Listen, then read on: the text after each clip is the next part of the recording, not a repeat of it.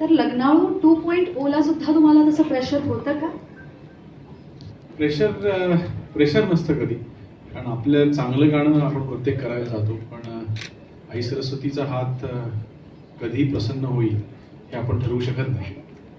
आणि त्यामुळे जेव्हा बॉईज 3 करायचं ठरवलं तेव्हा काय करायचं, गाणं कुठलं असेल, कारण बॉईज 1ला आम्ही कुठं कुठं जायचं हनीमूनला पण केलं होतं, पण त्याच्यापेक्षा लग्नाळूच जास्त चाललं. लोकांची आवड ही वेगळीच असते. सो तर आम्ही ठरवून ज्यावेळेला एक प्रेझेंटिंग करताना की बाबा काय, तर मध्ये एक चांगलीच गॅप गेली होती कोरोनामुळे. सो पुन्हा एकदा लग्नाळू गाणंच लोकांच्या समोर नव्या रूपात आणायचं एवढं ठरलं होतं.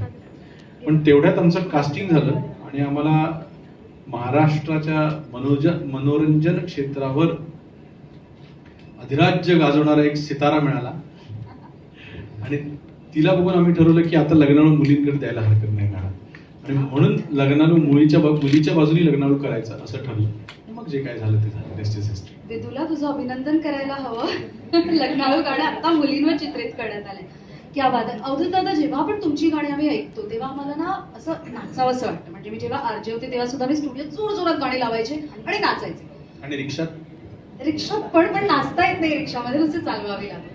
पण तुमचं सुद्धा असं होतं का, म्हणजे ते गाणं प्रोड्यूस केल्यानंतर जेव्हा तुम्ही ते पहिली सिटिंग करता आणि ऐकता तेव्हा तुम्ही सुद्धा असं नाचता का? ऑफकोर्स नाचतो. पोटात असे कावळे नाही काय, पोटात बटरफ्लाईज, इंग्लिश मधली म्हण मराठीत आहे. सो बटरफ्लाईज इन स्टमक आणि गुडगुड व्हायला लागतं. आणि मग ज्या वेळेला कळतं की आपल्याला गुडगुड होतंय आणि आपण नाचावं असं वाटतंय कारण आपल्याला छान गाणं झालंय, तर आम्ही उठून नाचतो. एकटा असलो तरी नाचतो एवढ्या आहे. बरं, आता मी ट्रिकी क्वेश्चन विचारणार आहे, कारण बॉईज 1 झाला, 2 झाला, 3 झाला. या तिन्ही फिल्म पैकी तुमचं आवडतं म्युझिक कुठल्या फिल्मचं आहे? म्युझिक तर मुलासारखं असतं, त्यामुळे तिन्ही चित्रपटांची सगळी गाणी आणि इतरही चित्रपटांची सगळी गाणी ही सारखीच आवडतात.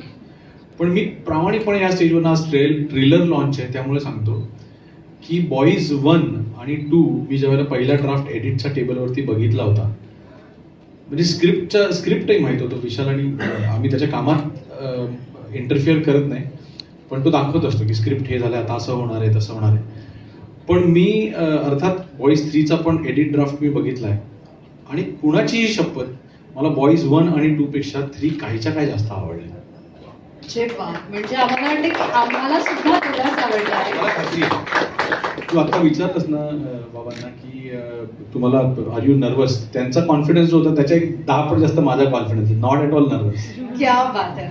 सो ज्या गाण्याची अख्ख्या महाराष्ट्रभर चर्चा सुरू आहे आणि जे गाणं मला असं थिरकायला लावते, ते आपण सगळ्यांनी पुन्हा एकदा बघूया. मी तुम्हाला सगळ्यांना विनंती करते की तुम्ही आपापल्या स्थानावर जाऊन हा लोक एक साइड होतील, एक साइड ठीक आहे. सो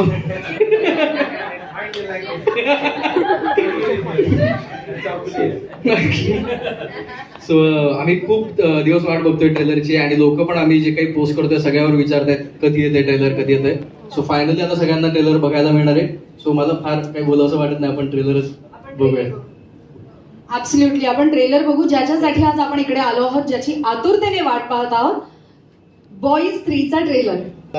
आता त्या ट्रेलर मध्ये मी दिसलो नसलो तरी शेवटी माझ्या खूप जागृत झाल्या. एनर्जी बघितली तुम्ही या मुलांच्या त्या इकडे नाचताना त्या गाण्यामध्ये, तितकीच एनर्जी स्टेजवरती पण आपलं फिल्मच्या शूटिंगच्या वेळेला पण असायची. मला एक एनर्जेटिक होऊन ती फिल्मचं शूटिंग संपल्यानंतर बाहेर आल्यासारखं वाटलं.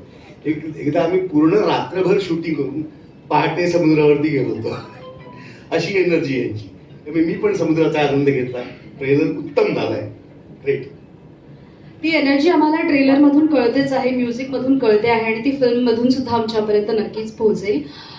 मला विदुलाला विचारायला आवडेल खरं तर, की या फिल्ममध्ये 3 बॉईज आहेत आणि 1 हिरोईन आहे, तर या 3 बॉईजनी इकडून किती त्रास दिला बरं तुला? अगं नाही, खरंच त्यांनी काहीच त्रास नाही दिला, मी खरं सांगेन. आणि त्यांनी खरं तर मला खूप ऍडजस्ट करून घेतलं, आणि आम्ही चौघांनी मिळून बहुतेक खूप जणांना त्रास दिला असेल. आणि बॉईज वॉट नॉर्मल कपडे जास्त आवडतात की हे आता जास्त आवडायला लागले? जीन्स वगैरे कसं थोडंसं बंदिस्त वगैरे वाटतं ना, आता लुंगी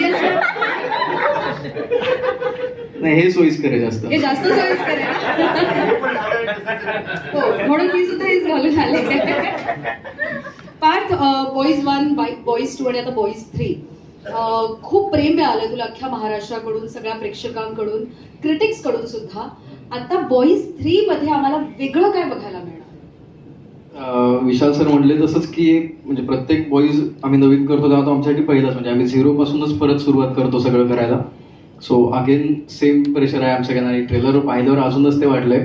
सो आता वेगळं काय बघायला मिळेल हे तुम्ही आता ट्रेलरमध्ये बघितलंच की हे अजून वेगळीकडे जातात आणि आता त्यांच्याबरोबर कीर्ती पण आहे. सो मग ती त्यांना अजून कुठे कुठे फिरवते आणि कर्नाटकामध्ये गेल्यावर हे तिकडं कसे वागतायत.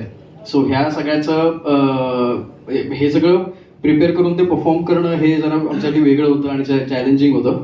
सो आम्ही सालाबादप्रमाणे आम्ही वर्कशॉप जो केला सो त्याच्यामध्ये आम्ही अगेन त्याच्यावर जास्त फोकस केल्यामुळे मे बी आता तितकं एनर्जेटिक वाटतंय सर म्हणाले तसे. सो नक्कीच काहीतरी वेगळा करायचा प्रयत्न तर आम्ही केलाच आहे. We are waiting for it. प्रत्येक जसं या फिल्म मध्ये तिन्ही बॉईजला एकच हिरोईन दिसलेली आहे आम्हाला आतापर्यंत, हो. तसं तू खऱ्या आयुष्यात अशा मित्रांसोबत कुठल्या एकाच मुलीच्या प्रेमात पडला होतास का? नाही ना, पिक्चर मध्ये तसंच इकडे पण आलं माझं. अरे अरे अरे. हो. कारण तुला तुझं असं कधी झालं होतं का, तुझे मित्र आणि तू कधी एकाच मुलीच्या प्रेमात पडले? आपण बोलू ना तिकडे खायला जातो, खायला गेलो की गुलाबजाम खात बोलू आपण. सुमंत,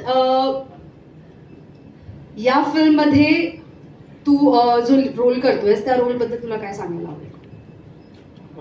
खूप वेगळा रोल आहे यावेळेस, कारण बॉईज 1 आणि 2 नंतर कॅरेक्टर जसं ओपन अप झालंय तसं आता तिसऱ्यात आमची एक टीम झाली आणि आम्ही तिच्या अगेन्स्ट कसं आमचे रिॲक्शन असतात आणि ती आम्हाला कशी ठसन देते, तर ह्याच्यावर फुल फिल्म आहे.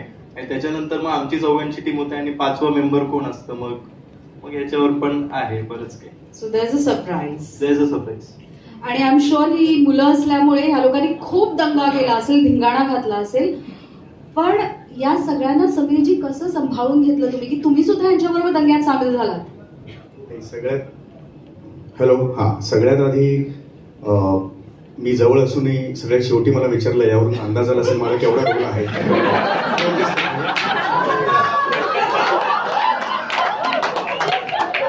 तर माझा खूप मोठा असा गेस्ट रोल आहे. पण सध्या तुम्हाला कळलं असेल हास्य तर ते विषय कसे मिळतात, असे ते विषय मिळतात आम्हाला.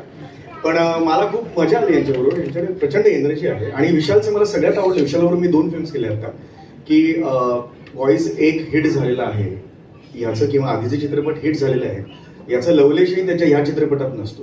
त्याची शिस्त ही एकांकिका स्पर्धांमधली मला वाटली आणि माझ्या मते त्या शिस्तीमुळे त्यांची कार्यशाळा होते आणि त्यामुळे ना फार वेळ जात नाही शूट करताना. त्यांचं जे काय आहे ते त्याचं ठरलेलं असतं आणि त्याचे सगळे कलाकार असतात ते थोडेसे दबून असतात त्याच्यासमोर.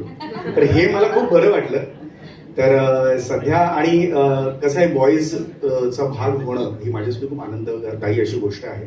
कारण सध्या काका मामा दादा किंवा असे साधारणतः रोल मी करतो, पण आज मी बॉईजमध्ये आहे तर मी सांगू शकतो त्या एजला थोडासा युथशी मी कनेक्टेड झालेलो आहे. पण खूप मस्त वाटलं. बाप्पाबरोबर माझे सीन नव्हते, माझं दुर्दैव होते, पण ह्या सगळ्यांबरोबर सीन होते. तर काही सीन आम्ही खूप मजा केली. मला अनेक वर्ष ब्रिझा चालवायची होती, या चित्रपटामध्ये ब्रिझा चालवता आली मला. यांच्याकडे प्रचंड एनर्जी आहे आणि विशाल आणि यांचं मुळात खूप चांगलं कनेक्शन आणि ट्युनिंग आहे. तर त्यामुळे ते मी सगळं बघत होतो. मी खूप असं अमेझड झालो होतो की ह्या मुलांना थोडंसं सांगितल्यावर यांना लगेच कळतं. आणि विशालची अजून एक गोष्ट मला आवडली, म्हणजे विशाल हे तूच बॉईज 4 मध्ये घेशील म्हणून म्हणत नाही,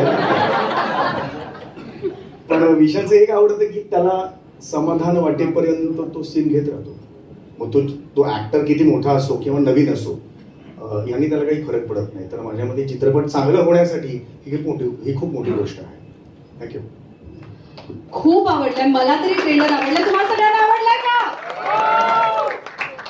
खूप खूप अभिनंदन गाईज. आणि आम्ही खूप आतुरतेने या फिल्मची वाट पाहत आहोत. Thank you so much.